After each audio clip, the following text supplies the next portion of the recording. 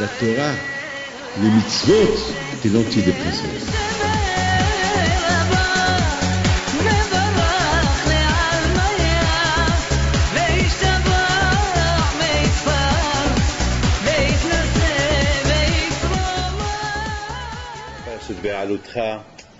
La paracha de Matan Torah, et toujours cette période-là, cette période de Shavuot, c'est la période de la paracha de, on parle un peu de Bamidbar, le désert, et sur ce, Hachamim ils disent que celui qui veut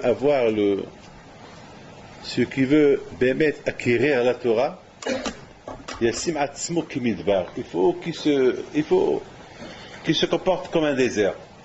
C'est quoi se comporter comme un désert? C'est-à-dire que, comme le désert, tout ce qu'on trouve dans le désert, c'est efker, c'est abandonné. On n'a jamais vu quelqu'un. Parce que le désert, il est inhabité. Personne n'habite dans le désert. Le désert, il est vide. Et lorsqu'on trouve quelque chose dans le désert, il n'y a pas d'adresse. On ne peut pas dire ça appartient à quelqu'un. Donc, ce qu'on trouve dans le désert, c'est à toi. Efker. Il n'y a pas dans le désert, ce qu'on trouve, on le prend, on peut habiter dans le désert, personne ne va rien vous dire, parce que le désert, il est inhabité. À Paris, construire une maison à Paris, il y a toujours, il y a les lois. Mais dans le désert, il n'y a pas de loi, parce qu'il n'y a pas de roi dans le désert, il n'y a pas de gouvernement dans le désert, il n'y a rien. Donc, il faut que l'homme, il soit mafkir atzmo comme un désert. C'est-à-dire, il ne faut pas qu'il soit matérialiste, il faut qu'il soit...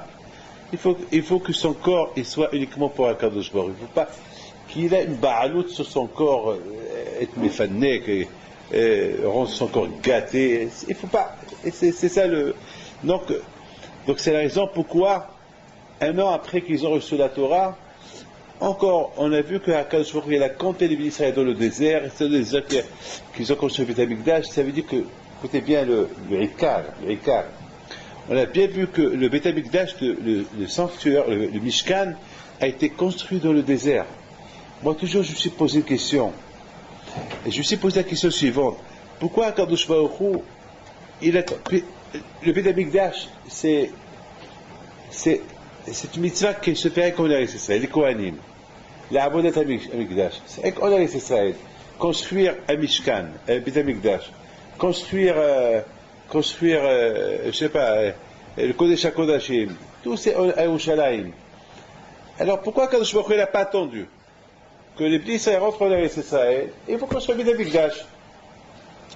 Comme qu'il y a la halachot qui t'avoue la Ares, il y a la halachot de Eretz Israël, que lorsque tu viens de Eretz Israël, il y a la Shemitah, il y a le Yovel, il y a beaucoup de mitzvot qui sont liot Baaretz. Le Beit Hamikdash aussi, c'est une mitzvah qui dépend de Eretz Israël. Les Israéliens attendent qu'ils rentrent en Eretz Israël. Il faut construire le Beit Hamikdash. Pourquoi construire le Mishkan déjà depuis dans le désert? Alors on est obligé de dire que le Mishkan, l'homme c'est Mikdash Me'at. On compare l'homme à un Beit Hamikdash. Et pour que l'homme il se fait construire, avec ce qui rend son corps midbar, qui rend son corps désert. Donc c'est la raison pour que le Mishkan a été construit dans le désert. Le Mishkan a été construit dans le désert pour que l'homme il apprend une leçon. Que si l'homme il veut se construire, il faut qu'il se comporte comme midbar, comme de le désert. Il y a, je pense, de Melachim, c'est écrit sur Yoav Betserouya, qui était le chef d'état-major de David Améler. C'est écrit que lorsqu'il est mort, c'est écrit Veikberoto Bamidbar. Ils l'ont enterré dans le Midbar. La Gemara pose une question. Bamidbar, Kabroto. Pourquoi ils l'ont enterré dans le Midbar? Ils l'ont enterré à tel et tel endroit. C'est pas dans le Midbar. Et la Gemara répond parce que sa maison était comme un Midbar. C'est-à-dire que celui qui voulait manger est rentré lui à la maison. Sa maison était comme un midvar. C'est-à-dire que sa maison était efker. Celui qui veut prendre ce qu'il veut, il rentre chez lui, il prend. Une fois, j'ai vu sur Rabbi Hami Brisk une belle histoire. Une fois, j'ai lu que il a demandé à beaucoup de fois les Bahari Yeshiva, beaucoup ils n'avaient pas où dormir, et rentrer chez lui. Beaucoup de fois, et beaucoup de fois, il y avait des Bahari qui ne savaient pas que savaient pas sa chambre, et ils vont même occuper sa chambre. Beaucoup de fois, sa femme, il lui laisse à manger, et le matin, il lui dit, tu as mangé? Et il lui dit, oui, j'ai mangé. Il lui dit, c'est pas vrai, tu n'as pas mangé. C'est pas vrai, tu n'as pas mangé. Il dit, bon, j'ai pas mangé, c'est quelqu'un, il a dû manger. Donc, il a laissé sans manger. Donc, lui aussi, à la Shalom, sa maison, c'était Efker. Efker. C'est dur d'être mafker. Vous savez, quelqu'un qui ne s'élève pas, quelqu'un qui m'a les mots, on lui fait honte, il ne répond pas. C'est un homme qui est Efker. C'est ça, Efker. Quelqu'un qui fait pas attention à l'argent, c'est pas garder, c'est ça, garder. J'ai vu quelqu'un, quelque part, qui est riche, mais si vous verrez comment il est habillé, je lui ai dit, j'ai de la peine pour toi. Pourquoi tu vis comme ça? Tu profites pas de la vie. Regarde comment tu es habillé. Regarde où tu habites. Pourquoi? Il profite un peu de ton argent. Ni toi, personne ne profite. Il habite ici au 19e. Il a des magasins, il a de tout. En plus, Shabbat, il travaille Shabbat. En plus, Shabbat, il travaille. Sa femme qui fait Teshuvah, elle vient, elle pleure. Et combien de fois elle lui dit, mais pourquoi? Pourquoi tu travailles? En plus, il est diabétique, il est de l'insuline, il est vieux, il est cardiaque, il a presque 75 ans. Mais il est en train de mourir. Pourquoi? Il est évêque à l'argent. Évêque. C'est la raison pourquoi, c'est ça la raison pourquoi, on a vu que ces parachutes là, comme Parashat Nassau. Parashat Nassau, c'est la paracha la plus longue de toutes les parachutes. Et pourquoi? Elle tombe vers Shavuot. C'est tout ça encore pour donner l'importance de la Torah, que la Torah elle est grande, la Torah elle a une importance. Vous savez qu'est-ce que j'ai en Argentine? J'ai pensé Nassau. Donc qui peut me dire à quoi j'ai pensé? Hein? Nassau, c'est la Gematria avec le collet de Goshen. C'est bizarre, hein? Goshen, Shinun, Nassau, avec le collet. C'est ça,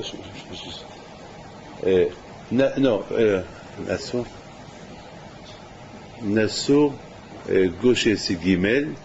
Nassau, c'est à peu près. Bon, à peu près, hein, il faut ajouter, il fait 5 Gimel.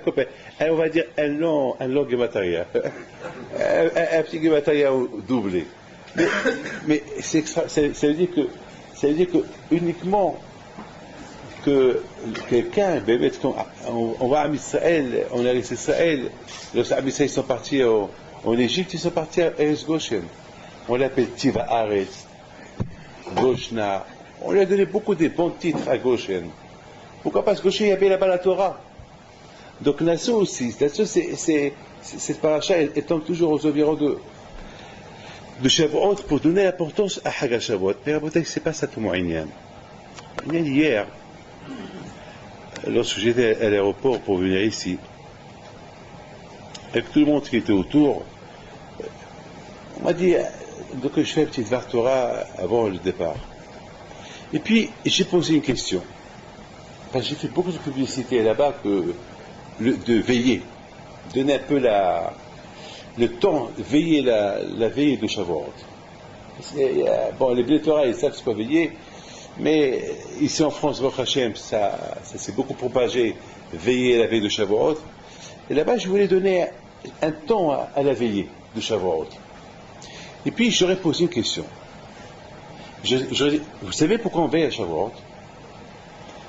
Je dis, on veille à Shavuot parce que Am Israël devait recevoir la Torah le lendemain, ils sont partis dormir. Alors, nous, pour réparer, c'est pas une faute, pour réparer ce qu'ils ont fait, alors nous on veille. Et c'est écrit que Moshe Rabbeinu le matin, il est parti, il les a réveillés. Il va dire que je vous attends. Et c'est écrit,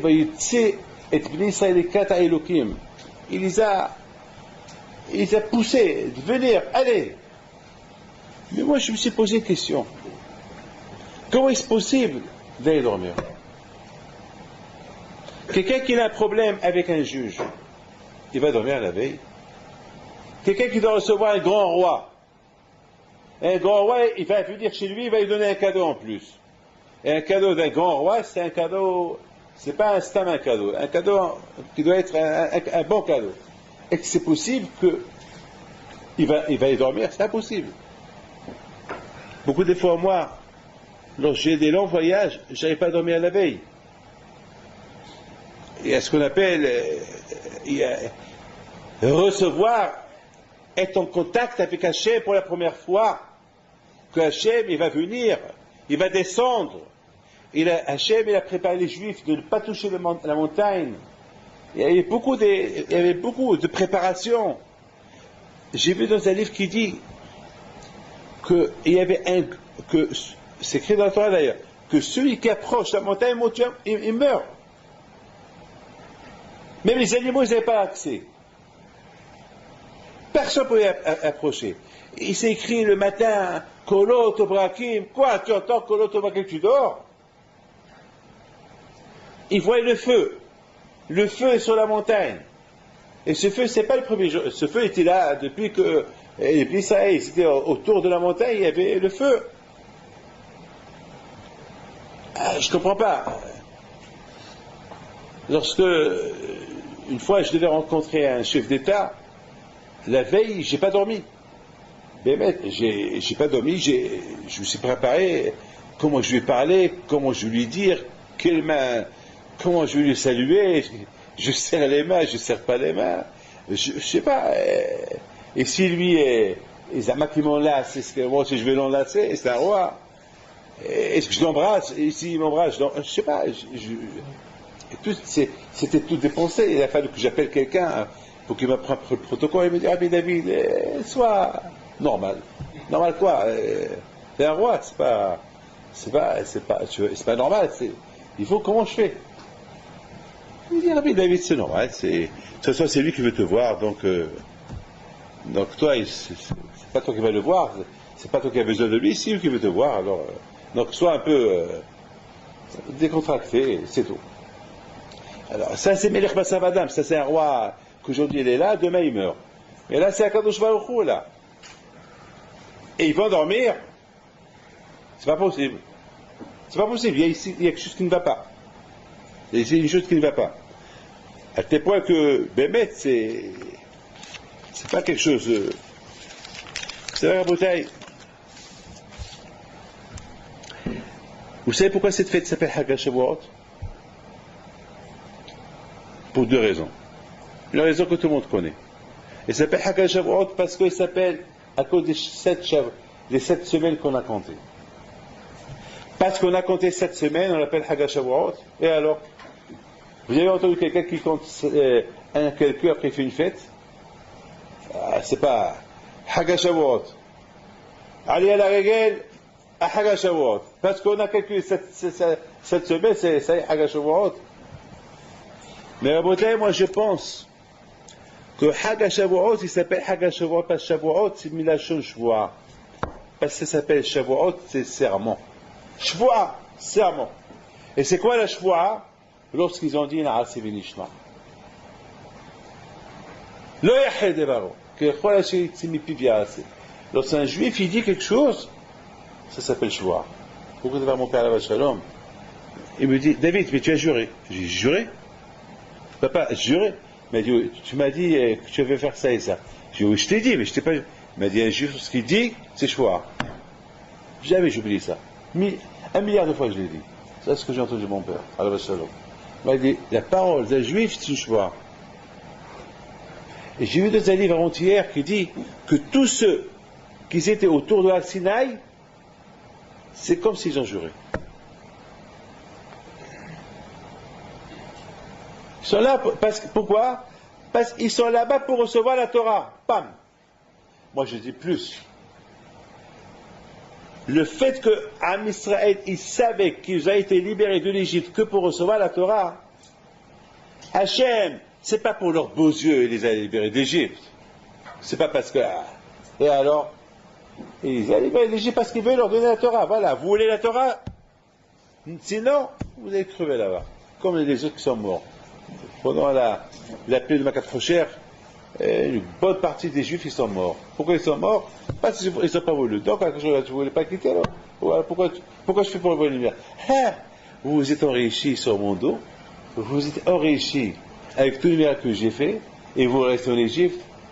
Là-bas, vous allez rester, là-bas, vous allez crever. Ils sont morts. Ils sont morts. Oui, eh bien, à l'époque, on leur a donné le titre de Shahin. C'est pas Shahin. Donc, la bataille, la question est encore plus forte. Puisque la bataille, ils ont quitté l'Égypte uniquement pour recevoir la Torah. Et en plus, ils ont dit Naaseh Benishma, comme une shvoua. Comment ils sont partis dormir? C'est impossible. Et s'ils ne se réveillent pas? Non, vous avez pensé à ça?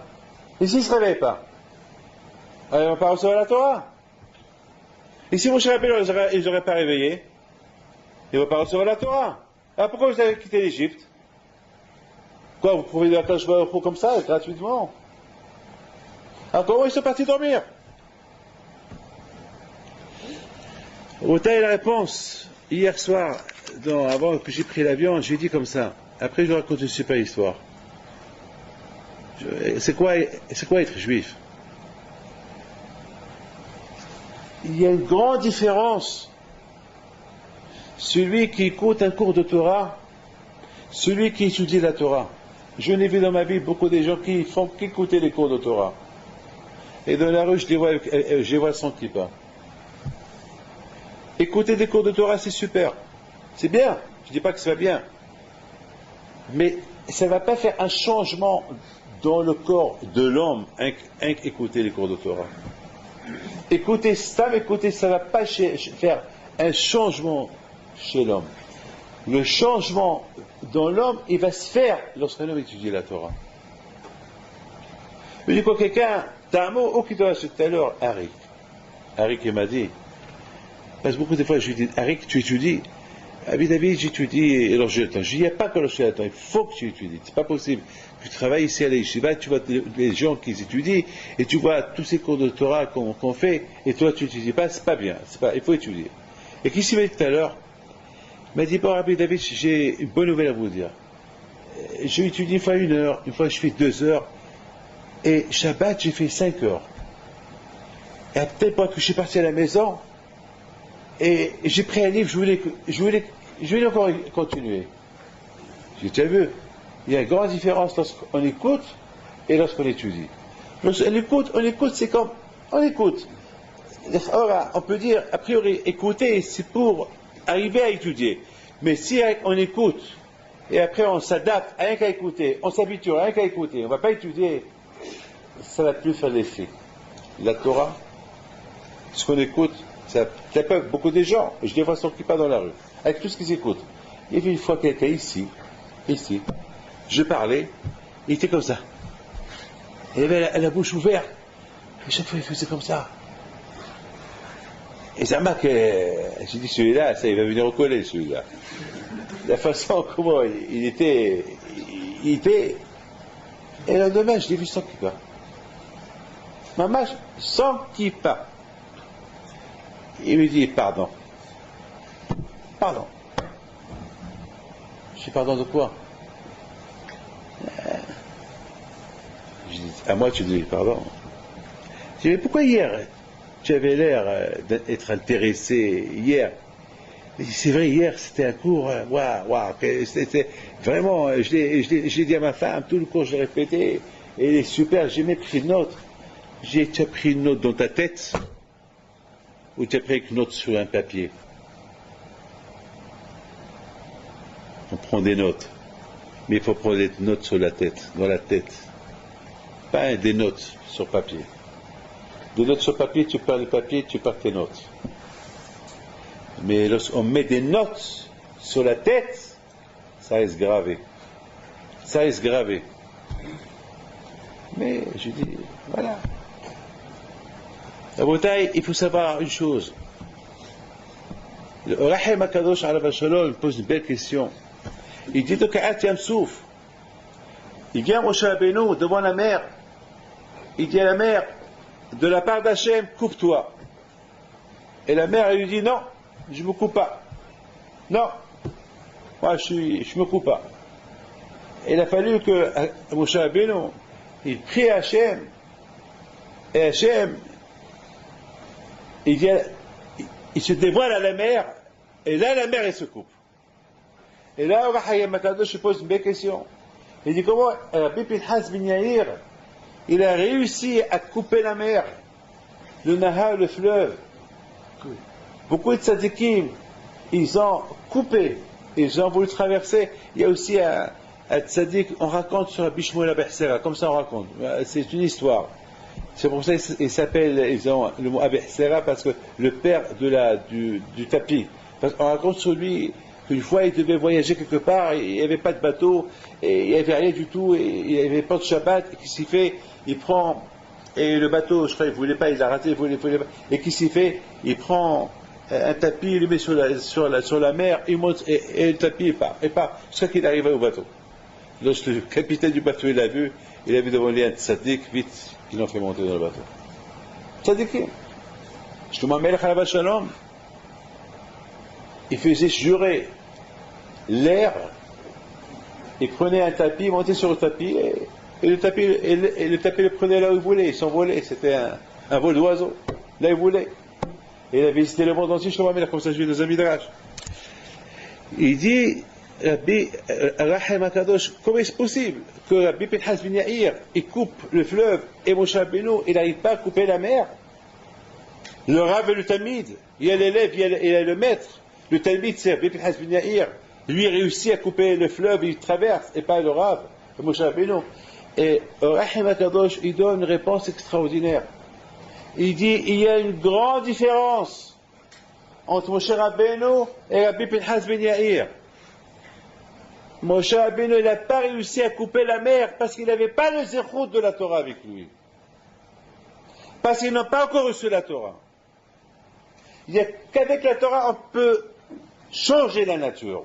Comme les tzadikim, comme le Gaon de Vilna, Rabbi Pito alav shalom, et beaucoup de Baal Shem Tov, tous ces tzadikim, ils changent la nature avec le kouach de la Torah. Parce qu'Akadosh Baruch Hu, il a créé la Torah, le monde avec la Torah. Donc si moi je respecte la Torah, j'ai le kouach de changer la nature. Mais après, la nature, elle retourne à sa place. Mais j'ai le kouach. Et chacun a le kouach. On peut, avec le kouach de la Torah. Donc Rabbi Pinhas ben Yair, lui, s'il a réussi à couper la mer, parce qu'il avait le kouach de la Torah avec lui. Avec le kouach de la Torah, il a fait couper le fleuve. Et le fleuve ne pouvait pas refuser. Mais Moshe Rabbeinu, étant donné qu'ils n'ont pas encore reçu la Torah, donc il n'avait pas ce zéro de la Torah qui pouvait l'aider. C'est beau ce qu'il dit au Rahim Akadosh. Selon ça, je donne la réponse. Ils ne savaient pas encore c'est quoi la Torah. C'est vrai, ils avaient quelques mitzvot. Ils ne savaient pas encore c'est quoi la Torah. Anuchi Hashem Elokecha. Écoutez bien ce que je vais vous dire. Si je crois maintenant, nous, on est croyants. Écoutez bien ce que je vais vous dire. Si on n'a rien vu, si nous, on a l'aïmouna, et on vit selon la Torah, et on aime la Torah, c'est parce que nous tous, on a écouté Anuchi. Ce Anuchi Hashem Elokecha, il est là. Il est là. Shama'anu oto. On l'a tous écouté. Shama'anu oto. On l'a écouté. Et c'est pour ça la Torah, elle est Olam L'Tishaka. On l'a écouté. Donc il y a une différence avant qu'on a écouté Anuchi Hashem Elokecha et après qu'on a écouté Anuchi Hashem Elokecha. C'est la raison pourquoi le Yitzhara, il est fort chez quelqu'un qui n'a pas la Torah. Quelqu'un qui a la Torah, alors le Satan, il est moins fort. Comme Chachamim disent que le Yitzhara, Tzadikim, Yitzhara biyadam. Les Tzadikim, le Yitzhara, il est dans leurs mains. Dans leurs mains. Regardez Rabbeinu Akadosh. Il était milliardaire, il était riche. Avant qu'il est mort, il n'a jamais profité de ce monde-là. Il a levé ses 10 doigts vers le ciel et a dit Ribono shel olam. Ces 10 doigts-là, ils vont témoigner sur moi que j'ai jamais profité de ce monde. C'est grave ce qu'il dit. C'est ça, Rabbeinu Akadosh. Le courage de la Torah. Donc maintenant, on comprend très bien les bénis Israël. La veille de matin de Torah, le Tzara a été très fort chez eux. Il n'a pas voulu qu'ils se préparent bien. Qu'ils rérotent. Mais ils disaient un peu refroidi, ça va, c'est pas grave, allez-y vous reposer, demain vous allez recevoir la Torah. Mais comment? Allez. Il a réussi. Parce qu'il n'y avait pas le courage de la Torah qui va le protéger pour qu'il reste réveillé. Et ça, c'est un limite. Parce que tout à l'heure, je me suis dit, mais pourquoi Moshe n'a pas fait une annonce? Une annonce. Une belle annonce. Il envoie Yeshua à tout le monde. Faites une annonce que ce soir personne ne dort. Qui ne va pas l'écouter? Qui ne va pas l'écouter? Une annonce. Il n'y avait pas la radio à l'époque. Il n'y avait pas de téléx, il n'y avait pas de téléphone, il n'y avait pas de micro, il n'y avait rien du tout. Mais il y avait une annonce. Les annonces, ils se faisaient vite. Parce que le Mahani Israël était là, et tout le monde savait. Ben, il y a créé Moshe, comment il y a créé Moshe? Une annonce. Ben, comment Moshe a fait arrêter les dons? Tout le monde a apporté des dons avec Amikdash. Allez, il a envoyé des gens, allez, arrêtez. Et tout le monde a arrêté d'apporter les dons. Une annonce. Une annonce. Pourquoi Moshe n'a pas fait une annonce? Ben justement, à Bretagne, Moshe Bedafka, il n'a pas fait d'annonce. Parce que, peut-être si on avait fait une annonce, on l'aurait écouté. Mais Moshe n'a pas voulu faire une annonce parce que Moshe il a voulu leur dire le lendemain, vous avez vu hier soir, vous êtes partis dormir. Si je vous aurais fait une annonce, ça veut dire qu'il faut, chaque fois, il faut des annonces. Tout ce qu'on veut faire, une annonce. Une annonce. Il faut que l'homme commence à comprendre de lui-même, sans qu'on lui fait une annonce. Il faut que l'homme il arrive à comprendre, sans, avec quelqu'un qui est attaché à la Torah, sans annonce, il va respecter la Torah Mitzvot. Quelqu'un qui ne connaît pas la Torah, il faut les annonces. C'est ça la bouteille de Yisod. Avant matin Torah, le Tzara était fort. Le Tzara, quelque part, il a voulu leur faire. Il n'a pas voulu qu'ils restent réveillés pour recevoir la Torah. Il a dit, c'est pas grave, demain vous allez recevoir, allez-y vous reposer. Mais c'était une erreur. Ils auraient dû comprendre qu'il ne fallait pas aller se reposer ce soir là-bas. Tout le Inyan, qu'ils ont quitté l'Égypte pour recevoir la Torah, maintenant ils vont dormir. Comment est-ce possible? Comment est-ce possible? Mais justement, lorsqu'il n'y a pas le pouvoir de la Torah, on est faible. Et ça, c'est un limite que Moshe a voulu leur faire. Vous avez vu, parce que je ne vous ai pas dit de ne pas aller dormir, vous n'êtes pas dormir. Pourquoi? Parce qu'il n'y avait pas le pouvoir de la Torah qui pouvait vous aider. Maintenant qu'il y a la Torah, alors maintenant, c'est pas peine qu'on vous dit, il faut rester réveillé. Vous comprenez qu'il faut rester réveillé.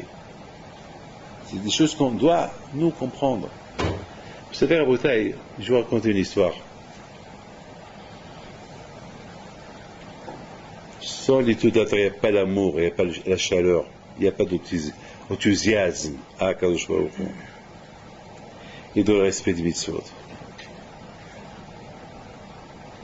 Tant qu'ils n'ont pas reçu la Torah officiellement, ils sont partis dormir. Mais tant qu'on l'a reçu officiellement, alors c'est à nous de... Il n'y a aucune obligation de ne pas dormir. Et à toi de comprendre, sois logique. Écoutez, c'est une histoire que je vais vous raconter.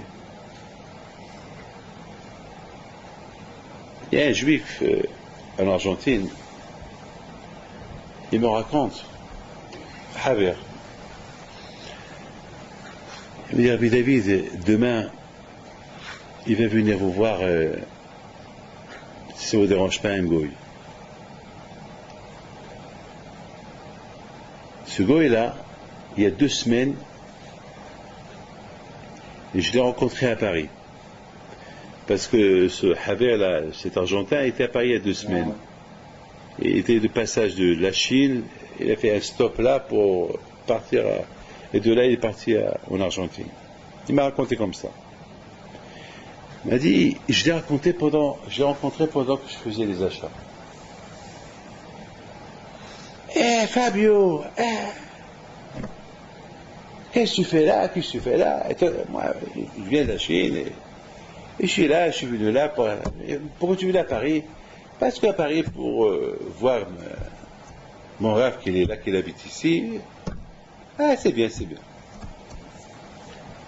Il discute, il dit, ça va, tu vas bien? Ça va, je vais bien. Alors, toujours tu fais du sport, et Fabio, c'est un monsieur de 2 mètres, carrure de.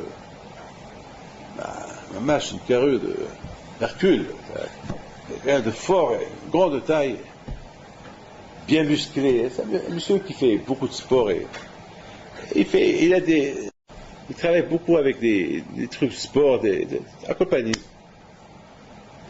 Il dit, pourquoi voulez-vous que je vienne voir? Il dit, tu veux pas venir cet après-midi, on passe voir le rap. Je lui ai dit, tu sais, moi je suis pas juif. Et pourquoi tu veux que je passe le voir? Il dit, pourquoi pas?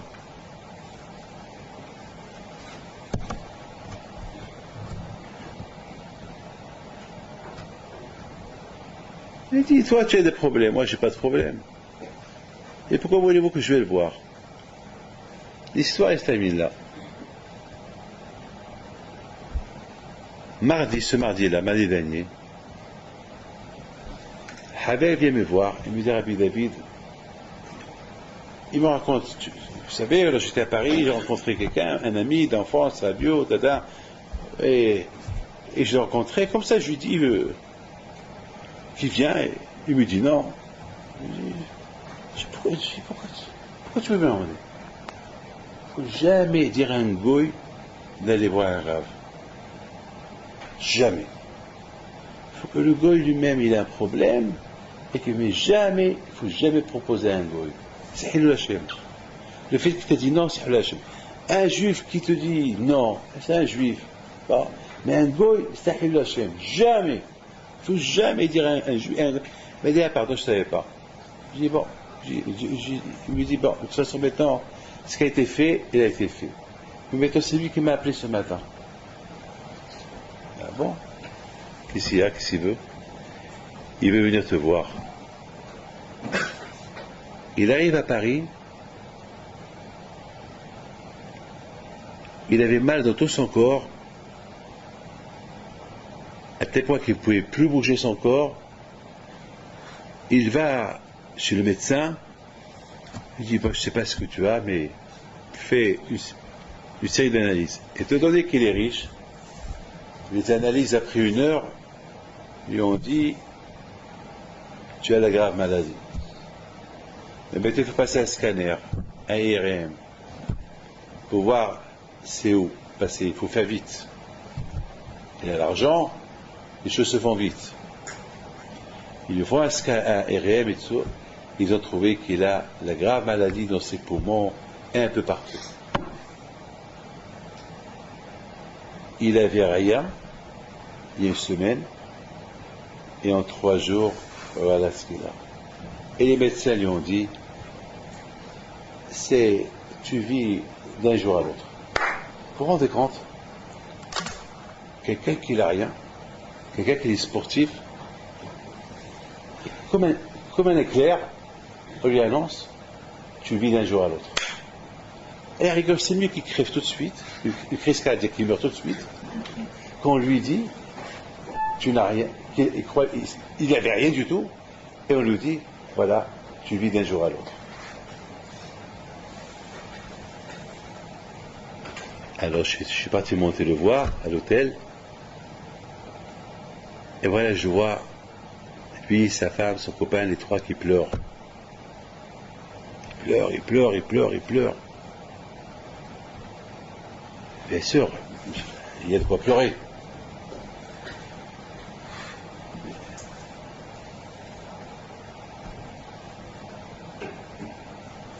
Il me dit, mais c'est lui qui me dit, hein, c'est pas un juif qui me parle, un non-juif qui me parle. Il me dit, je suis prêt à acheter ma vie à n'importe quel prix. Je suis encore jeune, j'ai à peine 40 ans. Je suis prêt à acheter ma vie. Est-ce qu'il y a un prix à la vie? Je lui ai dit. Est-ce que la vie, elle a un prix? Le seul prix de la vie, c'est la Torah. On fait l'échange de la vie avec la Torah. Yehayenu ve'orech yamenu. Ve'hayi olam nata' bitochenu. Elama, ou Iftah li ben bitorato. De la part de Akadosh Baruch Hu, il a planté Etz Haïm dans le corps de l'homme. Etz Haïm, qui s'appelle Torah, Hachem, il a planté dans le corps de l'homme. Et c'est comme Etz Haïm, Vehaye Olam, Nata bitochenu. Mais, malheureusement, on est aveugle. Alors, on demande à Akadosh merci à Akadosh Baruch Hu pour la matana que tu nous as donnée. Mais Akadosh Baruch Hu, ouvre-nous la tête pour qu'on comprenne. Mais Rabotai, j'ai appris le leçon de ce monsieur-là. Combien un homme, il doit toujours être prêt avant de laisser passer. Un passe. C'est pas parce qu'on a besoin d'Akadosh Baruch Hu qu'on vient le demander. Akadosh Baruch Hu nous a donné la Torah qui s'appelle un laissez-passer qui s'appelle la Torah. Et la Torah s'appelle Haïm. Combien il faut l'apprécier. Et Rabotai, comme qu'à Rosh Hashanah, on reçoit les mésonotes pour toute année, à Shavuot, on reçoit la Torah pour toute année. Tout dépend combien on s'est préparé. Combien chacun de nous s'est préparé. Selon ce qu'on se prépare, on nous donne. On s'est préparé, on nous donne. Si on n'a pas la Torah, pourquoi vous voulez que le bon Dieu vous donne la Torah? Si moi je sais que vous n'aimez pas l'ail, vous n'aimez pas l'ail, pourquoi je vais vous faire un plat de l'ail? Je sais que tu n'aimes pas. Si on sait, si Hachem il sait qu'on n'aime pas la Torah, il n'y a rien à donner. Exactement. Le monde, il est nidun biskeraha. Hachem il regarde. Avrech. Il risque de tomber sur des avrechim qui n'aiment pas la Torah aussi. Il risque de tomber sur des Baalei Batim qui adorent la Torah. Mais c'est à la baït.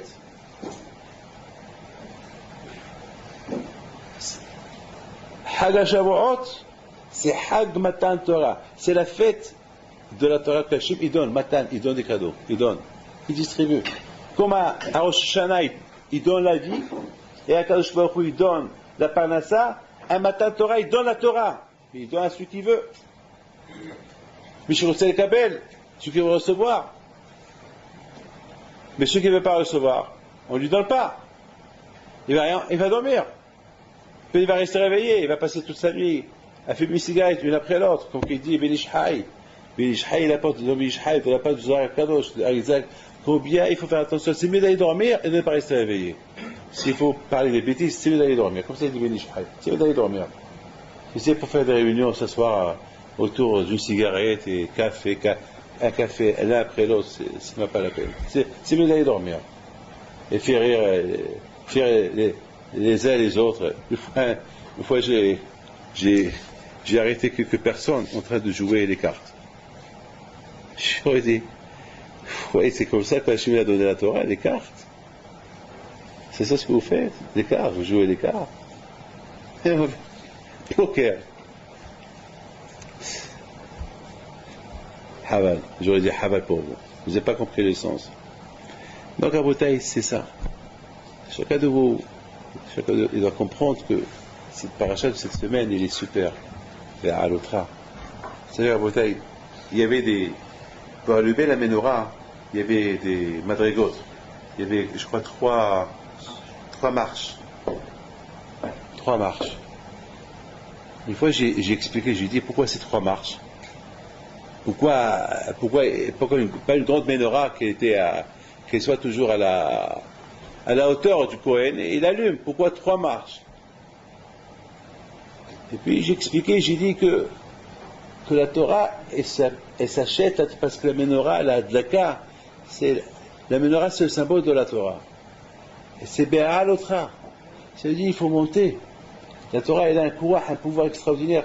Elle aide la personne à progresser, à monter, Bé'a l'autra, à monter. Comme ces marches là. Mais c'est step by step. Ça veut dire que une marche après une marche.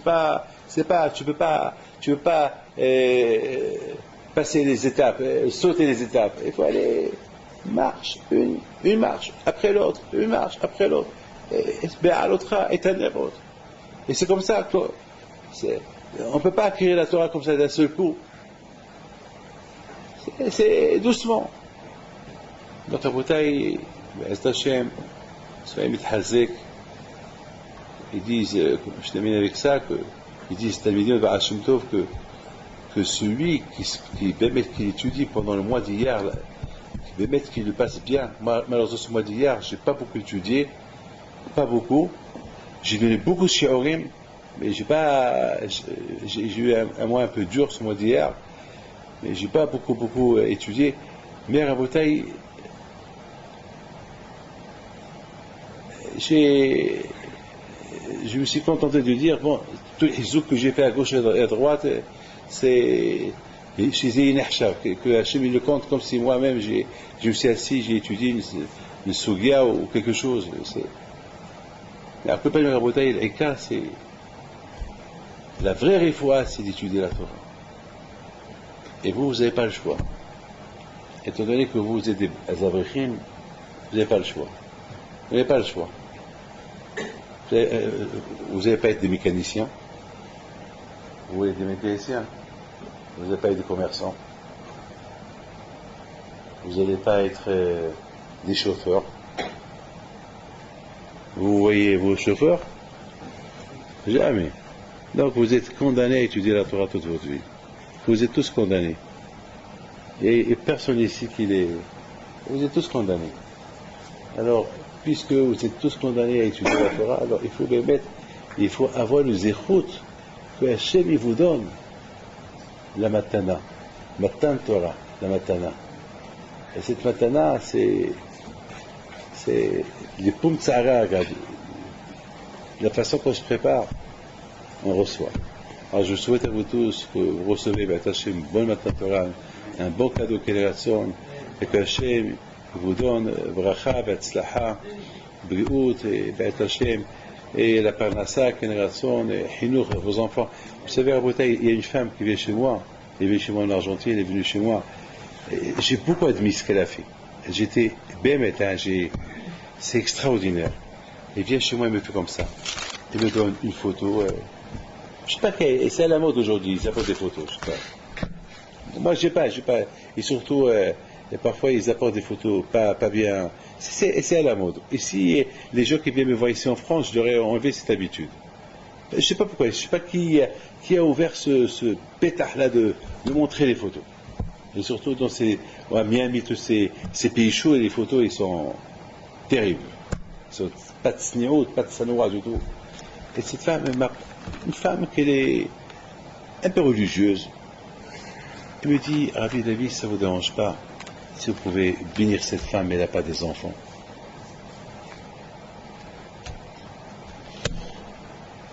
Je lui fais le bracha, et il se lève pour partir. Et je lui dis, et vous? Il dit, si vous pouvez me faire une bracha pour avoir des enfants. Vous avez des enfants? Non, j'ai pas d'enfants. Et vous me demandez une bracha pour votre copine qui n'a pas des enfants? Elle me dit, moi, la pauvre, elle pleure tout le temps. Moi, je pleure pas. Moi, j'ai l'espoir. Mais elle pleure. Ça me touche, je peux pas. Je préfère que le bon Dieu lui donne à elle, et après, Hachem me donne. Je lui dis, tu sais pas que en la bénissant, tu te fais bénir toi aussi? En la bénissant, tu te fais bénir. Mais je lui dis, c'est extraordinaire. Et je pense que c'est ça ma Torah. Hachem, il avant de donner la Torah à Israël. La Torah qui est Béahdout, que la Torah c'est arrivé, c'est baisé. C'est ça qu'Israël était capable d'être unis les uns avec les autres. C'est important ça.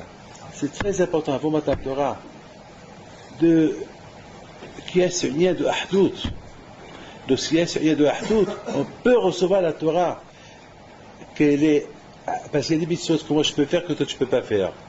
Il y a des mitzvot qu'on peut pas, mais lorsqu'il y a Harivut, alors ce que moi je peux pas faire et toi tu fais, comme si moi je l'ai fait.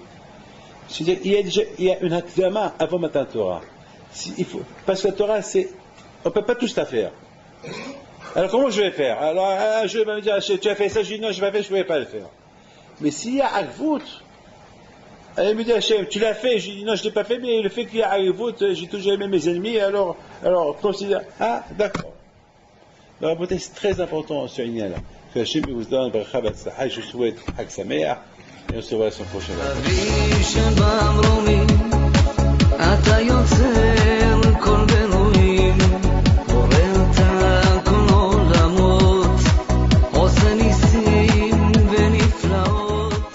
Maintenant, d'après tout ce que j'ai expliqué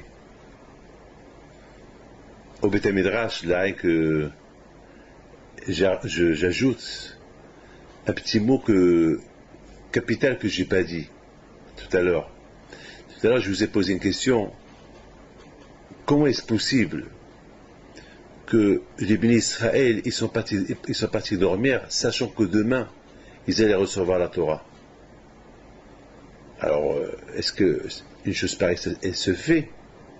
Quand, c'est par exemple, si demain, moi, j'ai rendez-vous avec un grand roi, que ma vie dépend de lui, et qui va m'enrichir, et qui va me donner tout ce que je veux, pour moi et ma famille, est-ce que je vais aller dormir? Je vais l'attendre, surtout lorsque je sais qu'il va venir chez moi de bonne heure. Je vais me préparer pour ça, pour le rencontrer. Alors, comment est-ce possible que les bénis Israël ont rencontré Dieu, ils sont partis dormir? Alors, vous savez, tout à l'heure, je vous ai donné une réponse, mais je voudrais ajouter un petit mot. Que le fait qu'ils soient partis dormir, ça prouve qu'ils étaient un peu froids. Parce que c'est pas possible qu'ils pouvaient aller dormir. D'ailleurs, aujourd'hui, on ne dort pas ce soir. On ne dort pas aujourd'hui la veille de Shavuot. Pourquoi? Parce que pour réparer la faute qu'ils ont fait nos parents, qui sont partis dormir, nous, on ne dort pas. On veut montrer à nos aïeux, à nos ancêtres, qu'ils ont mal fait de partir dormir. Mais quelque part, je dois dire que on ne doit pas leur tenir, on ne doit pas tenir compte à cela, et c'est pas fait qu'on les accuse pour qu'ils soient partis dormir, parce que je pense que c'est pas de leur faute. Parce que un homme, il est chaud uniquement lorsqu'il a la Torah dans ses mains. Parce que connaître Hachem, il faut la Torah. Regardez, les bénis Israël, avec tous les miracles qu'ils ont vus en Égypte, c'est pas assez pour connaître davantage Akadosh Baruch Hu. On ne peut connaître Dieu uniquement à travers la Torah. Alors, étant donné qu'ils n'ont pas encore reçu la Torah, et qu'ils vont la recevoir que demain, c'est la raison pourquoi ils étaient un peu froids, ils sont partis un peu dormir. Et d'ailleurs, Moshe Rabbeinu, il leur a pas dit de ne pas dormir, il leur a rien dit. Simplement, le lendemain, il les a réveillés. Mais est-ce que c'est possible qu'ils les réveillent, et c'est possible qu'eux ne se réveillent pas avec tout ce qui va se passer, tous ces événements qui vont se passer, cette rencontre entre eux et Dieu, ils vont partir dormir? Parce qu'ils ne connaissaient pas encore la valeur de la Torah. Ils ont commencé à connaître la valeur de la Torah uniquement le lendemain. Une fois qu'ils ont reçu la Torah, là je crois qu'ils ont regretté. Pourquoi on est parti dormir hier soir? Mais ce n'était pas leur faute. Ils ne connaissaient pas encore c'est quoi la grandeur de la Torah. Donc de là on apprend que pour connaître Dieu et pour bien le servir, c'est à travers l'étude de la Torah. À travers l'étude de la Torah, mettons qu'on a la Torah dans les mains, mettons on peut dire, on peut veiller des nuits. D'ailleurs, il y a beaucoup de tzadikim, pratiquement ils ne dorment même pas. Toute leur vie, ils ne dorment pas. Pourquoi? Parce que c'est pas possible. La Torah, ils ne dorment pas. Ils sont tellement attachés à la Torah, ils aiment tellement la Torah, parce qu'ils ne voient pas. Pour eux, c'est dommage de perdre chaque minute. En Amérique, on dit time is money. Le temps, c'est l'argent. Mais quelqu'un qui connaît la Torah, il dit time is Torah. Le temps, c'est la Torah. Parce que l'argent, tu ne la prends pas après 120 ans. La Torah, son goût, elle est pendant que tu es vivant et après 120 ans. Donc maintenant, on comprend très bien pourquoi les bénis Israël sont partis dormir. On ne doit pas le tenir rigueur. Parce qu'ils ne savaient pas encore. Le Tzara était fort. Peut-être qu'il voulait rester réveillé. Mais le Tzara, il leur a dit, c'est pas la peine de rester réveillé, reposez-vous ce soir, demain vous allez la recevoir. C'est comme ça le Tzara fait toujours. Toujours le Tzara, il dit à l'homme, il fait perdre le temps. Allez, attends, plus tard. C'est pour ça que le Père Kavot dit, Il faut jamais dire, lorsque j'aurai le temps, je vais étudier, peut-être jamais tu auras le temps. Parce que le Sahara, c'est ça son travail. Le Sahara, il dit, le travail du Sahara à l'homme, tu as le temps, tu as le temps, tu as le temps, plus tard, plus tard, plus tard. Et il n'y a pas de fin, c'est plus tard. Alors, il faut pas tarder. Il faut jamais dire, lorsque j'ai le temps, je vais étudier. Même si tu n'as pas le temps, prends ton temps et étudie. Tu peux toujours faire. Vous savez, toujours on peut prendre. Si on veut le temps, on le trouve. Mais si on suit le Satan, le Sahara, jamais trouvera le temps. Jamais trouvera le temps. Et je pense que avant que les bénis Israël, ils ont reçu la Torah, le Sahara est très fort. Il était très fort. Allez-y vous dormir. Il ne connaissait pas encore la valeur de la Torah parce que il n'a pas encore reçu. Donc le Satan, il les a refroidis un peu pour aller dormir. Mais maintenant qu'on a la Torah, et le Satan, il vient nous dire, allez dormir, c'est pas peine d'étudier, passe son temps, plus tard, on peut l'affronter, si on veut. On peut l'affronter. Il faut avec la volonté. Mais on comprend très bien que, pourquoi les bénis Israël, ils sont partis dormir. Moshe Rabbeinu, il a voulu leur enseigner un enseignement extraordinaire. Vous voyez la bêtise que vous avez fait.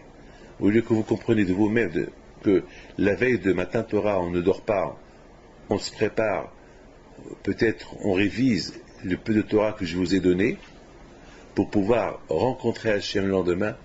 Non seulement vous êtes parti dormir, il a fallu que je vous réveille et je vous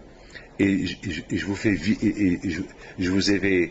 Comme c'est écrit, Moshe Rabbeinu, il les a réveillés, allez, vite, le roi il vous attend. C'est pas normal que le roi il attend. Il attend seul. Le roi, on l'accueille. Vous imaginez qu'un roi, il arrive dans une ville, il n'y a personne qui sait l'accueillir. Tout le monde dort, il s'énerve. Alors, Moshe Rabbeinu a dit, faites vite. Hachem il est là, il attend. Il a fallu que Moshe Rabbeinu, alav shalom, il réunit tous les juifs, c'est là qu'il est monté chez Akadosh Baruch Hu, et c'est là qu'Akadosh Baruch Hu a donné la Torah à Israël. Donc maintenant, vous comprenez très bien, c'est super, extraordinaire ce que je suis en train de vous dire. Alors que le Hachem, il nous aide, Be'ez Hachem, à affronter le Sahara avec la Torah. La Gemara dit qu'on n'a pas le droit de dire pourquoi Hachem tu as créé le Sahara qui nous embête, qui nous évite à étudier la Torah. Je pourrais peut donner la réponse. C'est vrai, j'ai créé le Sahara, mais je vous ai donné l'arme pour le combattre. C'est la Torah. Maintenant, on peut comprendre que les bénis Israël, l'époque avant qu'ils aient reçu la Torah, ils n'avaient pas cette arme de la Torah, parce qu'ils n'ont pas reçu. Donc ils sont tombés dans le piège de Sahara, ils sont partis dormir. Mais maintenant on a l'arme, maintenant on a un argument. On peut pas aujourd'hui on ne peut pas dire le Sahara parce qu'on a l'arme. Et d'ailleurs, le Talmud dit, après 120 ans, Ashri Mishiba Lekan Vatamodo Biyado. Heureux celui qui quitte ce monde après 120 ans, il arrive là-haut, et ses armes dans ses mains. La Torah. Lorsqu'on voit ses armes dans ses mains, qui est la Torah, on va lui dire, bon, tu as bien fait. On sait déjà qu'il est tzaddik. Avant de le juger, on sait qu'il est tzaddik. Parce que le fait qu'il a des armes dans ses mains, c'est avec ces armes-là, il a combattu le Sahara pendant sa vie. Et n'oubliez pas, avec ces armes-là, Hachem, il nous fait naître. On est né juif, on est né avec des armes pour combattre le Sahara. D'ailleurs, les sages disent qu'il y a un malach qui enseigne la Torah au bébé lorsqu'il est dans le ventre à sa mère. Et une fois qu'il sort du ventre de sa mère, le malach, il donne un coup ici, il lui fait oublier toute la Torah qu'il lui a enseignée. Pourquoi? Pourquoi il lui a enseigné pour qu'il oublie? Parce que Akadosh Baruch Hu, il veut dire à l'homme, voilà, tu ne peux pas nous accuser qu'on ne t'a pas donné les armes. Voilà, on t'a donné les armes, à toi de les dévoiler. Les secrets sont en toi, les forces sont en toi, à toi de les dévoiler. Dévoiler, tu vas voir. Donc lorsqu'on arrive après 120 ans, on arrive avec ces armes qu'on a dévoilées, la Torah. C'est super ce que je suis en train de vous dire. Que Hachem vous protège et bonne télécharge.